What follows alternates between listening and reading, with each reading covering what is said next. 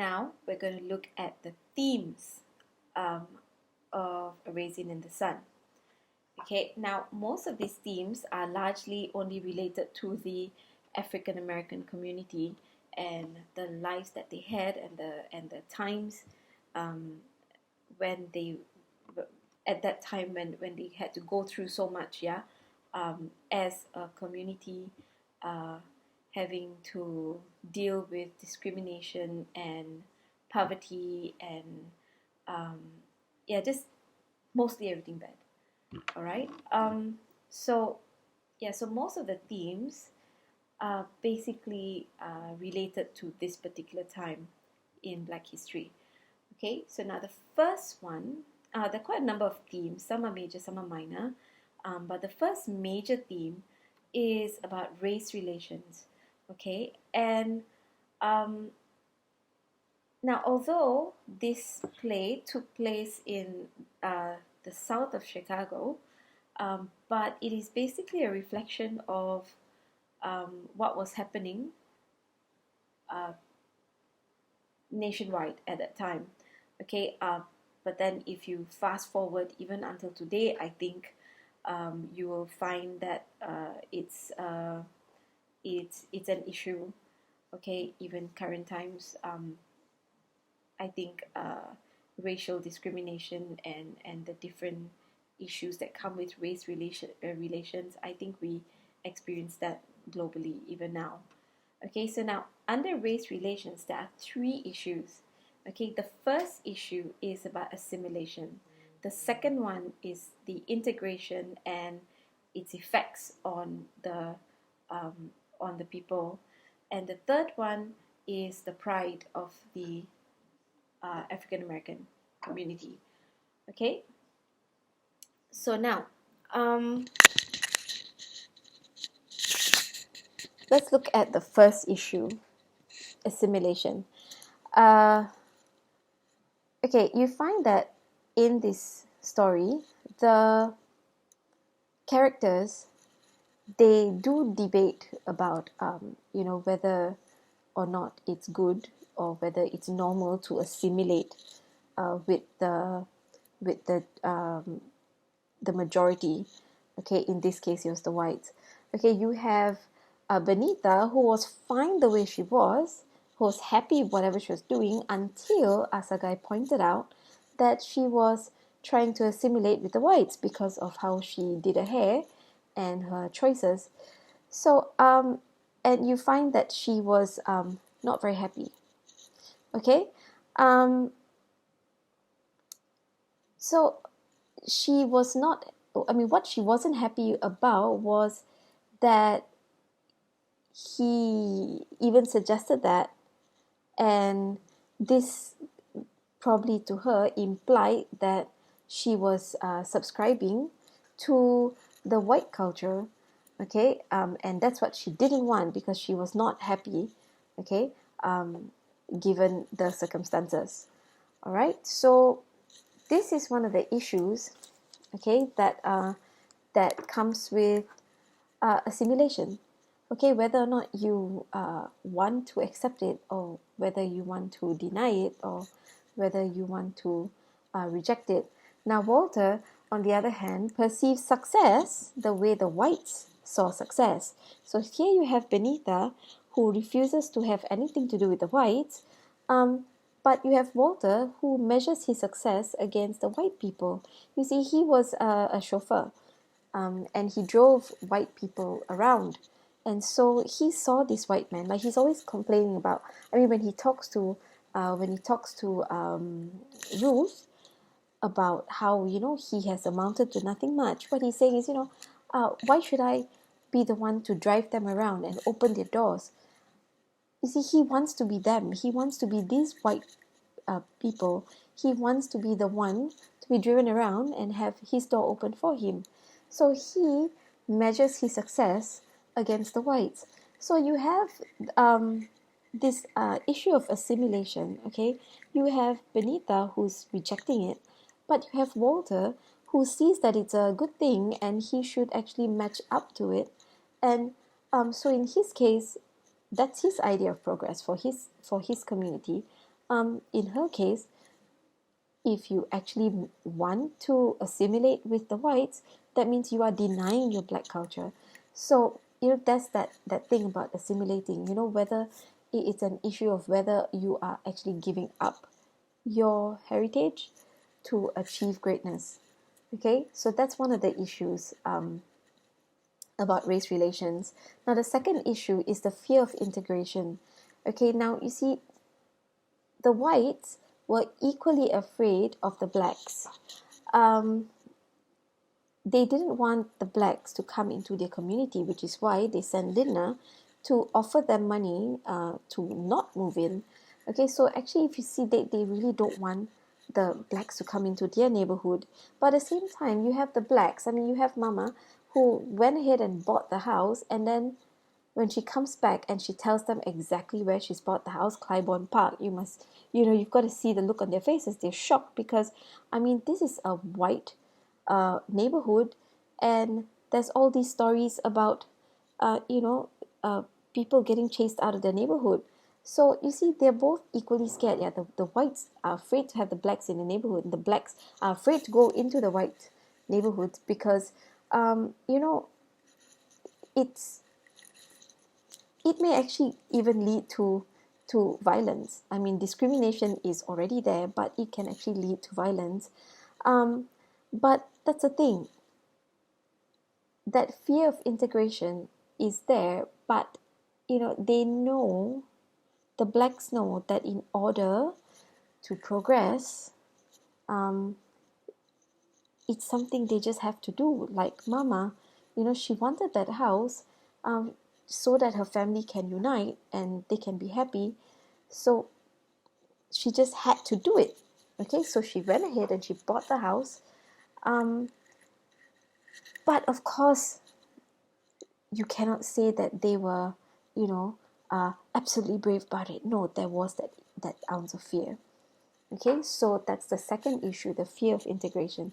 The third issue is the African American pride. Now, although they have conflicts, okay, with other African American people like Mrs. Johnson, Willie Harris, Murchison, they all had something against each other. Like Mrs. Johnson, she came, making it look like as though she was very happy that they're progressing, but actually, she was a tad jealous, I think, the way she behaved, telling them, oh, if you go there, you're going to get shot, you're going to get bombed. So that's her, and then you have Willie Harris, who basically played them out, and you've got Murchison, who doesn't subscribe to what they believe. Yeah, he thinks he's white, basically. But they still come back to their main community. Okay, they have all these examples of other black people who have other ideas of progress, and who have you know who behave so different from them, but still they want to claim their African pride. Now these are all Africans who have actually played them out, put them down, but they still, the youngest still insist that they're African Americans. Okay, so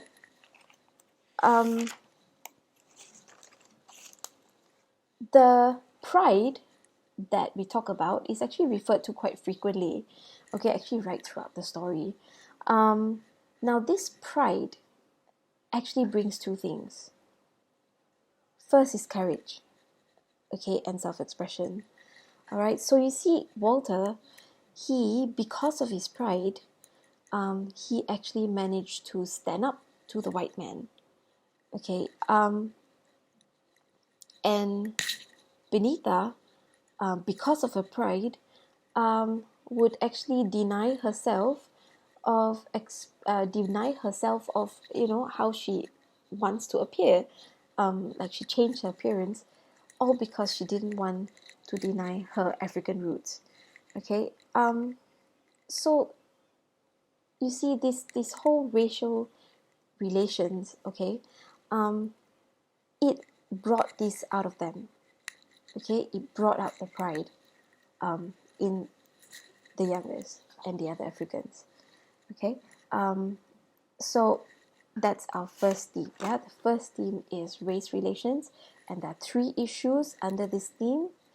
Okay, first is assimilation, the second is the integration and its effects on the people, and the third is the pride of the African American community. Okay, so that's the first theme, racial relations. The second theme is gender roles. Okay, so now you find that in this story, the men and women, they go through different obstacles, yeah, different types of difficulties based on their priorities. Okay, so now the first one we find among the women. Okay, first we have Benita, who actually tries to break down the racial barrier, okay, where she decides that she wants to be a doctor. She has two men in her life. She's got Walter and she's got George Murchison, who, um, they didn't, they did not miss an opportunity to tell her that, being a girl, she shouldn't be a doctor. She should just be a nurse and just be happy being a nurse, or just be someone else's wife. Go be a doctor's wife. So, but no, she will not put up with that, and she insisted on being a doctor. Okay, so there we see Benita, who has tried to break down that barrier. Now, just when you think that the women in this community are, submissive and quiet, but no, you see, you have Mama and Ruth, who are actually the backbone of the family. Okay, now they provide domestic solace for the whole family. You have Ruth, who is the first one up, and she gets the family going. Okay, basically she sets the family up for the day. All right, and then you have Mama, who makes all the important decisions, who keeps her family together, who makes sure that they do things correctly, and not get in trouble. So you have Mama and Ruth here, who seem to be the backbone of the entire family. And also you have Mama and Ruth, who seem to be the wise ones. They give the advice. They give they become the voice of reason for the whole family. Like when Walter decides to open that liquor shop, or when Benita goes out of line in how she behaves. Okay, so they become the voice of reason. Now, they do all this while dealing with their own, disasters. Okay, you have Ruth, who does all that for the family, and now she's found out that she's pregnant. And so now she has to deal with this other issue, which she actually decides, not to tell anybody about, until of course she faints, and then then it all comes out. But if that doesn't happen, she'll probably have decided to deal with her pregnancy all on her own, and because she actually had the intention of aborting the baby, okay, which at that time was not a good thing. Okay, so now while Ruth had to deal with her own disaster, there was Mama who went out and defied her son, broke his heart, you know, but still had to decide what was for the best for the family, and she bought the house. Okay, so now they had these issues. Mama and Ruth had to deal with all these issues while taking care of the family. So now when we look at it, although they're supposed to be the weaker gender, the more submissive one, you find that they actually are the leaders in their family. Okay, and they were doing all this in this very traditional patriarchal society. Okay, so now what did the men do? The men, well, of course, they did their job. Okay, they went to work, they earned the money. We have Walter, we have Big Walter, we have, I mean, even Willie Harris. You know, he did that because I suppose he has a family as well, and that was his way of hustling. Now, Big Walter and Walter, what they did for the family was they left. They built legacies. Okay, Big Walter, yeah, he left his legacy. He had that dream with Mama, you know, of moving to a house and getting their own place, and you know, building the family, making it comfortable for them, and well, Big Walter made sure the kids went to school. So this was his legacy for the family. All right. Walter, well, he hasn't left anything yet, but you know he intends to do something because he was building that dream, which of course he shared with Travis. So that's what the men did. Okay, they inspired and they tried their best. Okay, so here we see the two genders and how they played their roles in this story. Okay, so now those were the first two themes. Okay, the first was racial relations and the second was gender roles. Now the third one is the presence of God and the generation gap. Okay, now why are they together? The reason why God and the generation gap put together, because we can really see the differences. Okay, the reason why they're together is because you find that the thing that governs the two different generations was different, and the main difference was God, the belief in God, the faith in God. So anyway, we can see a clear generation gap in this whole family. Okay, you have Travis, who's 10, and you have Mama, who's probably in her late 50s to her, I don't know, early 60s. So you can really see a generation gap. Okay, now Mama comes from a generation where people still recall the stories told by their elders about, you know, the be transitioning from being slaves to free men, and how their families progressed. And so now you see Mama's values are different. Yeah, she heard those stories. She probably even lived a little bit of it. So for her, her priority was very different. All she wanted was family. As long as her family can be together and they can be happy and they can be successful, that was her goal. All right. But you have Benita and Walter, who's very different. Okay, now in Mama's generation, they still valued respect for the elders, respect for God, and she makes it very clear how she wants things to be at home. Like when Benita, steps out of line and she becomes rude and she talks very boldly against God. Mama actually deals with her quite violently, actually, when you think about it. Now, Ruth actually shares very similar values with Mama.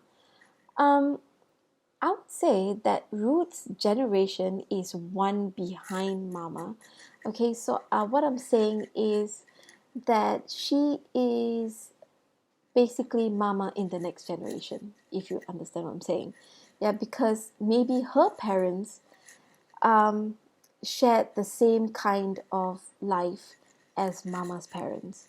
Okay, and so that's why Ruth also values the same things that Mama values, and they share the same sentiments when it comes to certain things. When Mama gets angry with Benita for misrepresenting God, Ruth steps in to help to discipline Benita. Okay, so yeah, and also you find some references to the old time stuff and old fashioned Negroes. Okay, so you know that when these things are mentioned, you know that there is a clear reference to an older generation person, and this is an issue because the only reason why they would say that is when they're not happy with how the older generation is dealing with things. All right. And then you have Benita and Walter who represent the new generation. Now, why are they different? Because they were born in the middle of the civil rights movement, and so they grew up with all these promises of freedom and the ability to achieve things, the American dream. Okay, and so Benita didn't mind speaking against God because she understood that freedom, like you can be free to think whatever you want to think. Since I'm free to study, then and I'm free to, make up my mind about certain things, I can also make up my mind about whether or not God exists. So that's what Benita thinks. Okay, and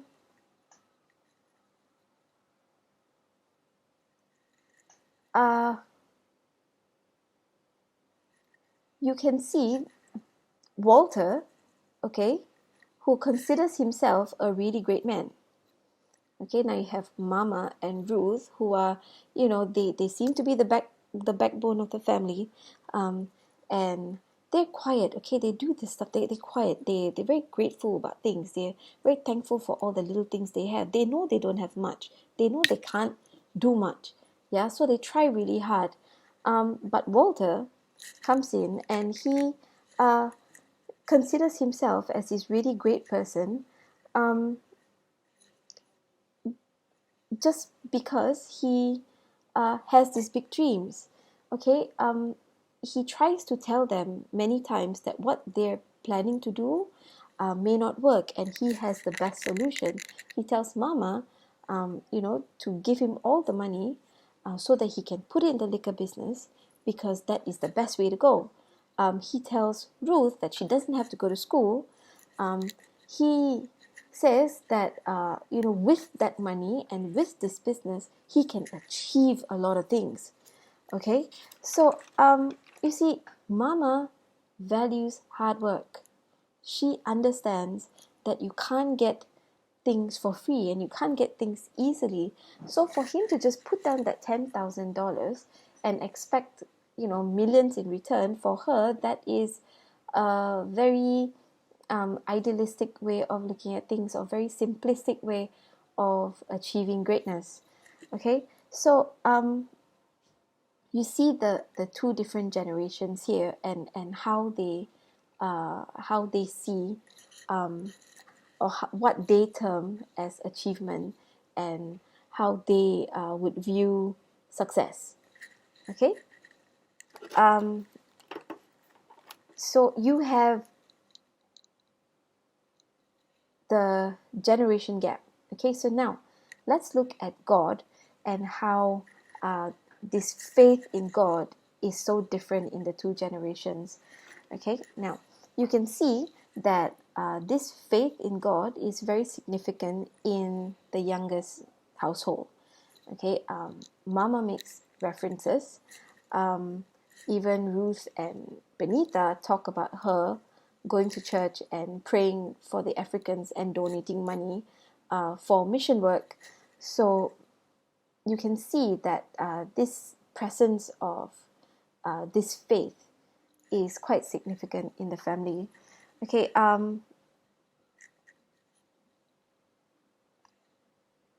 Mama and Ruth, they show their gratitude. They show their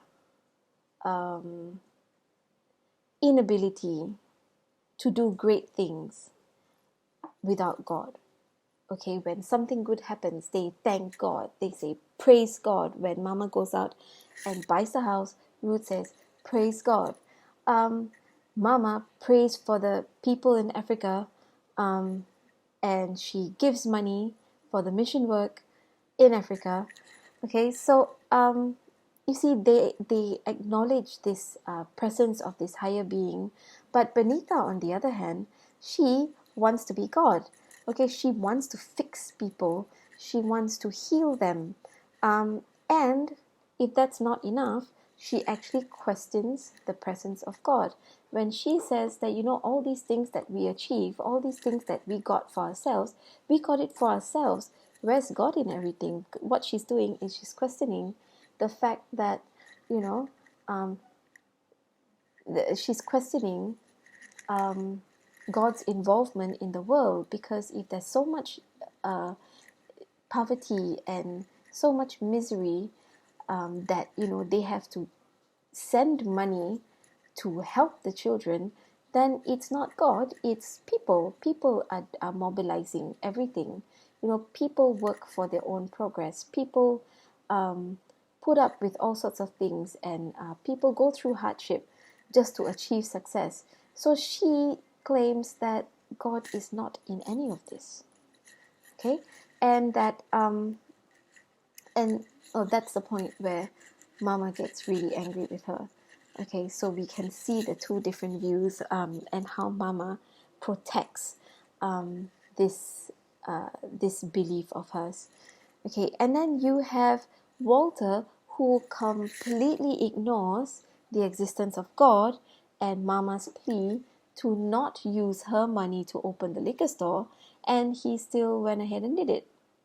Okay, of course, he didn't get to open it, but his intentions of wanting to open that liquor store with Mama's money completely disregards her principles and her belief in the great big book that God keeps. Okay, so these are the three major themes, I would think: racial relations, gender roles, and the generation gap, and God's existence. Okay, now we have other minor themes. Okay, first we have the we have Africa and America. Now you see, when you look at the African Americans at that time, they all had like this dual identity.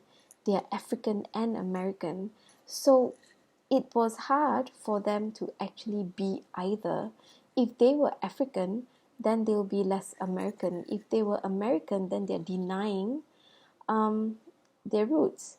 So they were constantly put in this position where um, they had to give up something.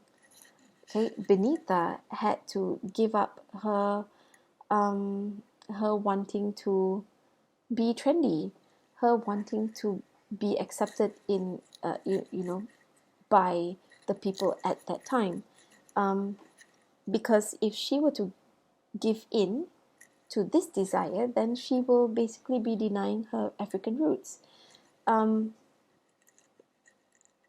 Walter looked up to the whites. He was very American in that sense, how he termed success, and how and how he wanted to achieve his dream. But when he did that, he had to deny his African roots, and so you find that the African Americans had to deal with this issue. Okay, they had to deal with this dual identity, and I suppose it was a little confusing for them at times. Okay, to have to choose. Another thing was, when you see how the African Americans saw Africa, like when Mama, when she talks to, when she wants to talk to Asagai, Benita says, don't ask him about Tarzan. Why? Because that's probably all the African Americans knew. They have this very, very enchanted view of Africa. There was this exotic idea of warriors and this very rich heritage that they come from. But then you have Asagai, who actually comes and tells Benita exactly what Africa is like, where the it is the what man? It is the exceptional man who can actually read the newspapers, and he has a village full of people who don't even read, and they are nothing compared to the African Americans in America. Okay, so so there's this whole idea of Africa and America, and what one sees and what the other doesn't, and what the other sees for real. And also there's the issue that the African Americans go through, that is the dual identity. Okay, and we see this right throughout the book. Okay, the other minor theme, I would think, is education and what it's done to the Black community. Now, Booker T. Washington, he mentioned that in one of his books, that education has spoiled many a good plowhand. Okay, now this is a direct quote. Okay, education has spoiled many a good plowhand. So what he's saying is that the African Americans who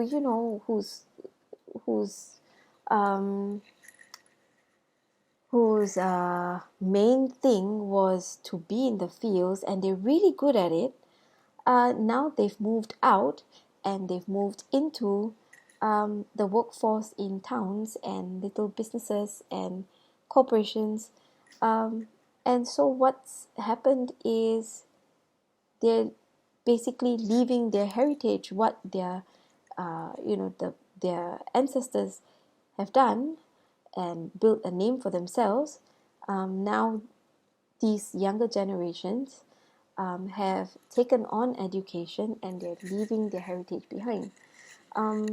So that you can see from Benita, and how she's just so different from Mama, and it's not just the education and just knowing things. It is a lot of things that come with education. The ability to think, the ability to reason, and therefore sometimes we question our heritage, we question our traditions, and all these come with education. And so that was and that is the other theme. Okay, so here we are, the themes for A Raisin in the Sun. First theme is the race relations. And remember the three issues that comes with this theme: assimilation, integration, and its effects, and the pride of the African American community. These are the three issues for the first theme, that is race relations. The second theme is gender roles, and how the women have tried to break down the barrier. The third theme is God and the generation gap. And the last two minor themes are the Africans and the Americans relations, and finally education. Okay, so these are the themes for A Raisin in the Sun.